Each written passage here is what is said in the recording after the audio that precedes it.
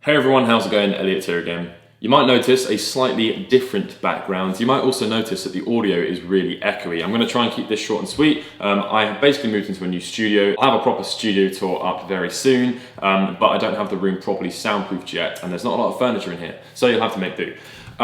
Vince and I did a collaboration 2 weeks ago because I found a faulty Nintendo Switch for £24. It was water damaged, I couldn't fix it. I then sent it to Vince, and unfortunately he couldn't fix it either, but you all really enjoyed the videos, so I thought let's try and find another faulty Switch. And I found one. It was £60, I bought it locally. I put up a post on my Facebook page in Jersey, where I'm from, and local people messaged me saying I've got this faulty, I've got this faulty, and one of them messaged me saying I've got a faulty Switch and it doesn't charge.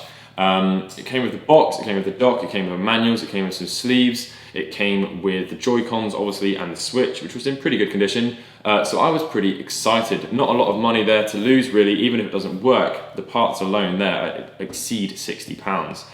He told me that his son had plugged a MacBook USB-C charger in, which is literally like 87 watts, I think, which is just way higher than the Nintendo Switch needs to take. The other thing is as well is this is the first edition Switch, so it had all of the problems that they had where if you use third-party stuff, you could brick it. Here it is then, the £60 Nintendo Switch boxed with Joy-Cons and dock. If I just show you what happens when I turn it on, that will probably give you guys a better understanding of where we're at.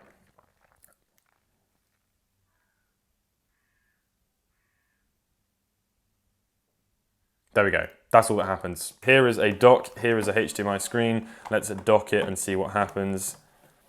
Absolutely zilch, nothing happens at all. So I then decided to plug my good Nintendo Switch battery from my actual Nintendo Switch into the faulty one to see what the problem was, and this is what happened. Nintendo logo has appeared. The battery indicator up here hasn't. Oh, Nintendo Switch. Okay, what's happening here? An error has occurred. Please press the power button and restart the console. If you are unable to restart the console, hold the power button for 12 seconds to turn the console off. Please press the power button and restart the console. Okay, let's do that. Restart the console. I wonder why that's happened. That is probably not a good sign. That could mean that this thing is brickety-bricked. Okay, that's coming up again.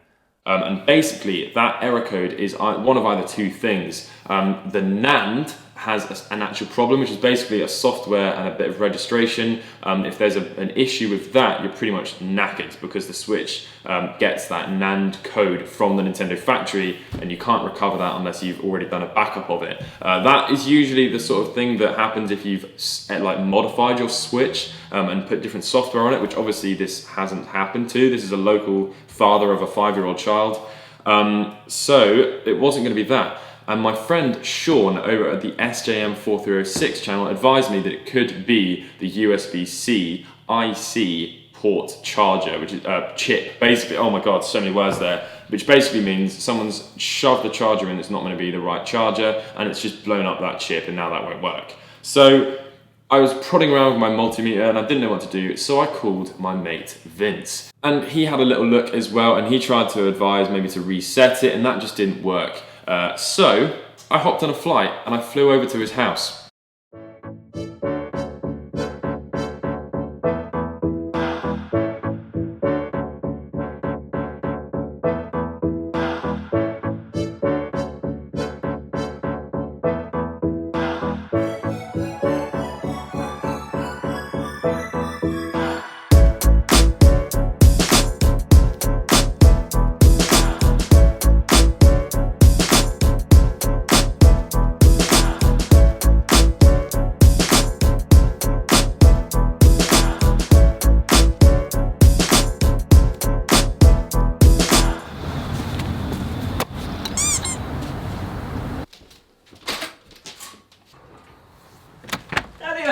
Vince. How's it going, mate? Good. Come in. All right, so I'm with Vince. Thank you very much for having me here, mate. It's a pleasure. It's going to be quite fun. We literally were up till like 3 a.m. last night debating on whether or not we should get started, but we had to go to sleep, and it was like Christmas because I'm super excited.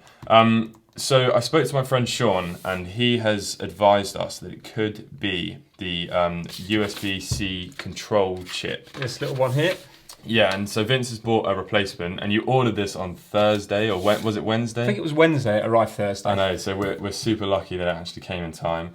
And yeah, so he reckons that potentially replacing this could fix the problem because it was something to do with having too much power inserted into the USB-C here, and it could have blown that chip, but time will tell. It's just so I can show you what it's actually doing, and everyone else can see as well. When I turn it on, it's basically just going to an error code, which I haven't seen before. Yeah, neither have I, and it's quite a strange one because when you look up this error code online, a lot of people are saying it's a software issue. Yeah. So yeah. it's 21010001. Yeah. But the good news is why we definitely do think it is the chip. If we try to charge it, it's not accepting a charge at all. So Vince has actually got one of these little devices here, which is going to measure whether or not it's charging. So let's plug that in. So we plugged it in now. Yeah, and you can see that it's not accepting any charge It's at not all. doing anything. Would that make any difference if I was to turn this off? No, well, I've tried that, and even with it off, it's exactly the same. Yeah. So what reading would you expect to see on that? Well, normally when the switch is off, if you plug this in, it will be 0.4. Okay. And then it will go to 0 as the switch turns itself on, and then when it turns on, it will be around 1.4. Yeah. So right now, that isn't charging whatsoever. Okay. What we're going to do is take it apart. I'll show you the board, Vince, because you haven't actually seen it yet. Yeah. There is definitely no water damage. Good. That's good news. I'm sick of water damage.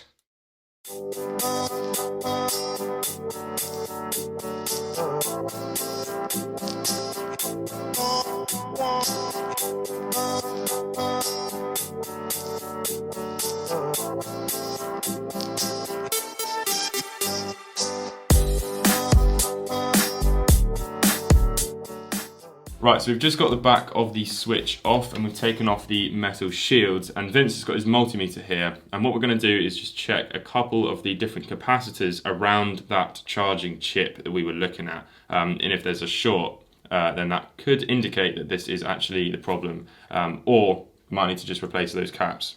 So if you have a listen now, you can hear continuity, and this is the chip here. So if we just go around the capacitors, you will see that one side shorting, and then the other side isn't, which is good. But if we go onto this capacitor here in the middle, if you have a listen, it's shorting on both sides. So the top is shorting, and also the bottom here. Now the ones next to it, they appear to be normal. They don't do that, do they? So I think rather than remove the chip, there's a chance it could be the capacitor or it could be something else. So let's remove the capacitor in the middle first of all. I know it's a bit hard because it is in the middle, and then we'll test the pads. And if the pads are shorting, then chances are it is going to be the chip. I see, okay. Yeah? And if the pads are not shorting, chances are it's going to be the capacitor. Yeah. In which case then we can see if we've got one on another switch. Yeah.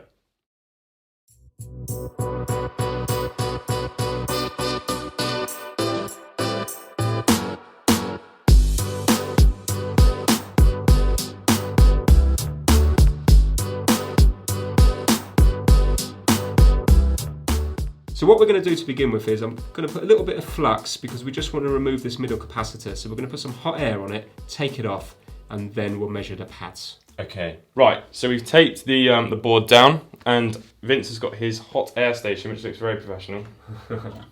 And we're gonna have a go at removing that capacitor. I'm gonna let Vince do this one, but maybe we might need to remove a capacitor from another switchboard, and then I'll give it a go doing that, because I've got quite sort of steady hands, so we might be all right. But right, so let's go ahead and remove that capacitor. I'm going to move this camera so it's easier for us to see that as we do it. And I've got it at 480 degrees Celsius, and the airflow is going to be 4 out of 8. I don't know what that means, but I'll take your word for it.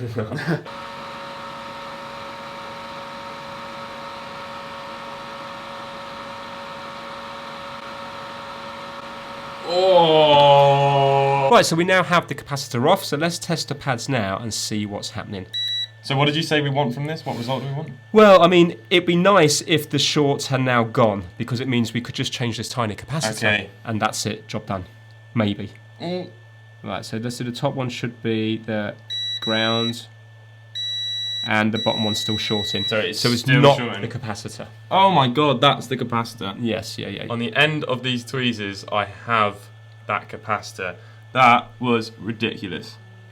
So I think what we're going to do now is, let's put some flux around the chip, let's heat up the chip and take it off, and then while the board's still warm, we can pop the capacitor back on. Yep. And then we can get our other chip ready. Now we've got to make sure we get it in the right orientation. So if you have a look, there's a little dot here. Yep. Can you see there? There's going to be a dot on the top left-hand side. And if you have a look, there's an arrow on the board. So even if we're unsure when we take the chip off, all we've got to do is look at the arrow, and the arrow points towards the dot. Wow, okay. Yep. So let's do that. It's almost like Nintendo wanted us to do this. Yeah.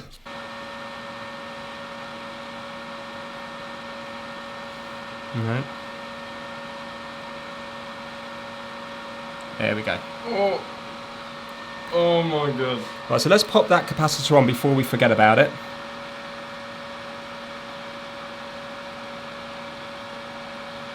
Oh, it's good, no? I think that's it. I had that slightly out of focus, guys. Sorry, but we've actually now just removed that chip and that capacitor. If I go between the grounds here and you see this very first pin, can you see that is shorting out? So this here is a grounds pin. And now if I go on that ground pin and look at the capacitor that was shorting, it goes down to this one here. And can you see it's not shorting there? So the top's shorting because it's grounds, but look at this one here. It's not. So that says to me, that trace is going down to here. So is that capacitor no longer short either on that other side? It doesn't, no. So it says to me that it is definitely the chip. And what we can do is we can actually test the chip now as well. Right, so now that's the way that the chip goes on. So remember, we want to test between the grounds here and here. So let's flip it over. And we're going to be going between the top one here, which is the ground, and the second one along. That's quite hard because I have to press down quite hard, but there you go. Oh, there you go, you see? So that says to me that that chip is definitely faulty. How small is that chip? That is absolutely crazy. Right, let's get the next one on, and then see if me and you can have a successful switch fix. So where did you get that? How much was it? It was from eBay, and it was $12.99, I think it was. Right. Yeah. But again, if you had a damaged switch, then it's useful to take the chips off that. But because you've travelled so far to get here, I don't want to risk taking one off that water damaged one that we did. Yeah, sure. So I think it's best to do this one, because then I don't want it to fail again in an hour's time. So now I've got flux on it here. I need to make sure it goes on the right way. So again, you've got the little dot here. Yeah. Lining up with the points there. And I'm just going to roughly, I mean, when I start putting heat on, it's going to be sort of flying around the place anyway. I'm just going to kind of roughly get it in the right area.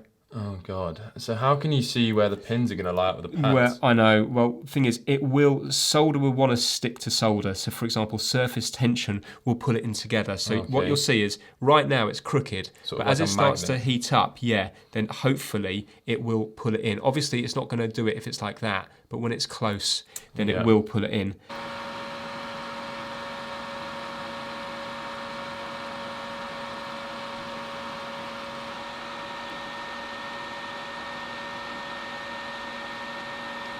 I think that might be it.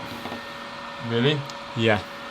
Right, so Vince is going to give it a clean with some isopropyl alcohol. In fact, this is about the only bit I can do. So yeah, you go ahead. I can do this bit. And then we're going to put the whole thing back together, but we're not going to actually record and all of that because it is quite a painstaking process. Plus, we might put it back together and find out that we've got to take it apart again. So as far as we're concerned, we've done what we thought we needed to do. So whether or not it's going to work yet or not, as a problem-solving perspective, we've ticked that box. So we just need to put it back together, see what happens, see if it takes a charge, and then maybe celebrate or cry. Yay, right, those capacitors are not short in there. Yes. Even that middle one? Yeah, that's looking good. Oh my god. I'm scared, Vince. Yeah, okay, well, I mean, as far as that's concerned, it looks okay. Let's keep cleaning it. Make it look good. Guys, honestly, my palms are sweating right now. So I've got the battery isn't plugged in yet. We have not tried this yet. 100% have not tried this yet. Have you got that feeling? I'm very, very scared right now, but I'm going to plug this battery in. Okay, bang! Battery is in. That would have been awful. Okay, and here we go. Vince. Oh, come on. You ready? Yeah. 3, 2, 1. Come on. Got a backlight. Oh. Ah. What does that mean? I don't know. Should we see if it's taking a charge now at least? Yeah, this is not good, but the battery was okay, wasn't it? Uh-oh. So now we're going to try and plug the battery charging device in and see if it's taking a charge. Ooh. What does that mean? It looks pretty high. It's very high. But it's doing something different to what it was doing before. Yeah, but before we released it, it said Nintendo. But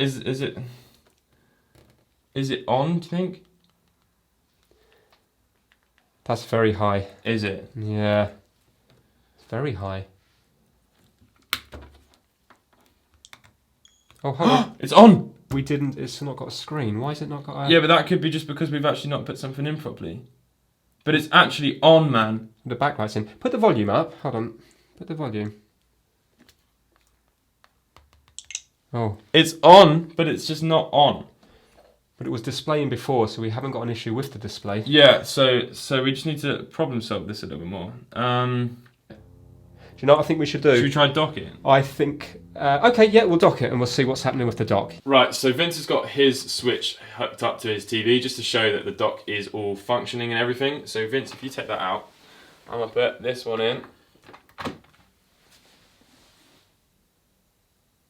Oh my wow. God, look! We've got something. Parental controls are on. You'll have to... I can message the dude. Yeah.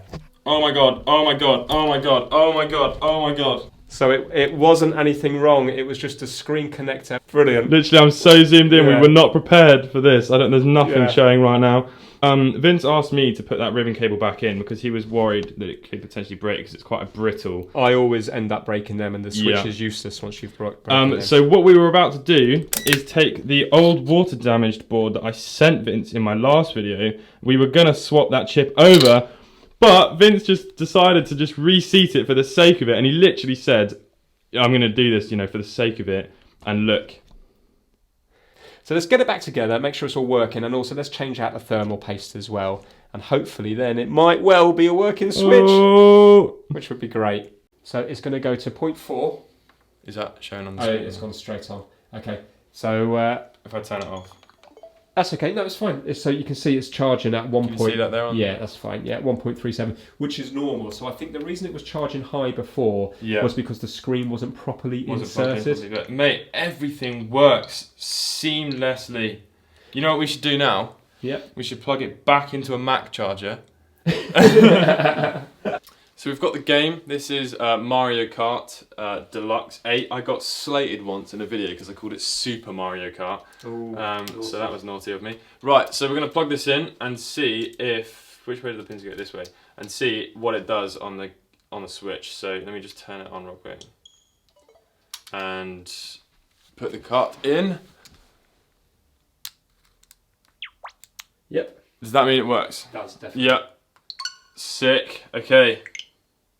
So that definitely is a working Switch. So now we should dock it and just check that that still works. We haven't checked that since. Fantastic. Fantastic. Right, Vince, I think there's only one final thing to do. I agree. Let's do it. Okay, mate. So, we made it to London. Yeah. We got on the train after fixing the Switch because why not come down to London and experience it a little bit. The Switch is now fully working. Had to come. You may notice it's got 2 blue Joy-Cons. We basically fixed the Joy-Cons because it turns out they actually had a few different problems. Yeah, that's on my channel if you want to check that out. Go over to Vince's channel. The link will be in the top of the description. Honestly, huge thank you, Vince. That's alright, it's been a lot of fun. I think it's been fun as well for you to show, like, to test your own knowledge and skills now, because you took those chips off and the capacitors off with absolutely no problems at all. So cheers, mate. It was very impressive. We've got a switch working. It was 60 quid. Happy days. We're in London. We're going to turn the camera off now and go and have a good time and have some beers. Yeah. Cheers, buddy. Thank you very much. See you later. So we then had a few beers and some food in London, and then we explored the different sites, and it was a great experience all round. I just would like to say a big thank you to Vince and his family for letting me stay at his and helping me fix the Nintendo Switch. And finally, a big thank you to all of you for watching and supporting the channel. I hope you guys have enjoyed this video, and I'll catch you in the next one. Peace.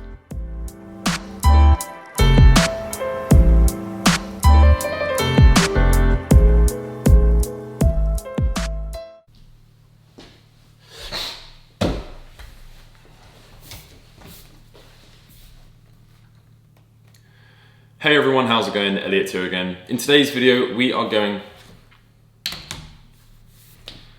Hey everyone, how's it going? Elliot here again. You might notice a slightly different background. You might also notice that the audio is really echoey. I'm going to try and keep this short and sweet. I have basically moved into a new studio. I'll have a proper studio tour up. I'll have a proper studio tour up very soon, but I don't have the room properly soundproofed yet, and there's not a lot of furniture in here, so you'll have to make do. Vince and I did a collaboration at the start of 2 weeks ago because I found a faulty Nintendo Switch for £24. It was water damaged, I couldn't fix it. I then sent it to Vince, and unfortunately he couldn't fix it either, but you all really enjoyed the videos, so I thought let's try and find another faulty Switch. And I found one. It was £60. I bought it locally. I put up a post on my Facebook page in Jersey, where I'm from, and local people messaged me saying I've got this faulty, I've got this faulty, and one of them messaged me saying I've got a faulty Switch and it doesn't charge. It came with the box, it came with the dock, it came with manuals, it came with some sleeves, it came with the Joy-Cons obviously and the Switch, which was in pretty good condition. So I was pretty excited. Not a lot of money there to lose really, even if it doesn't work. The parts alone there exceed £60.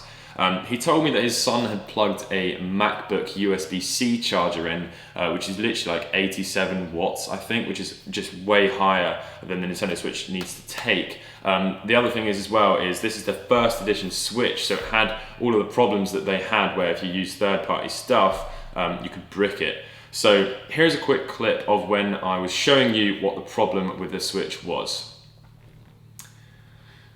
So I then decided to plug my good Nintendo Switch battery from my actual Nintendo Switch into the faulty one to see what the problem was, and this is what happened.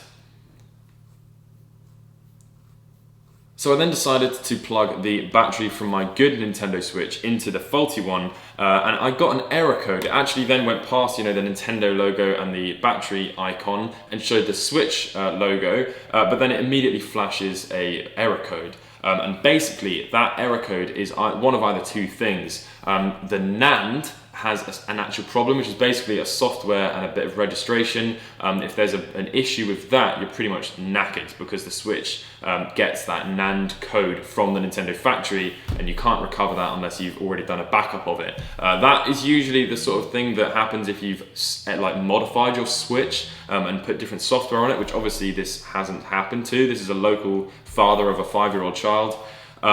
So it wasn't going to be that. And my friend Sean over at the SJM4306 channel advised me that it could be the USB-C IC port charger, which is chip, basically. Oh my god, so many words there. Which basically means someone's shoved the charger in that's not going to be the right charger, and it's just blown up that chip, and now that won't work. So I was prodding around with my multimeter, and I didn't know what to do, so I called my mate Vince. And the links to all of the... And he had a little look as well, and he tried to advise maybe to reset it, and that just didn't work. So I hopped on a flight and I flew over to his house.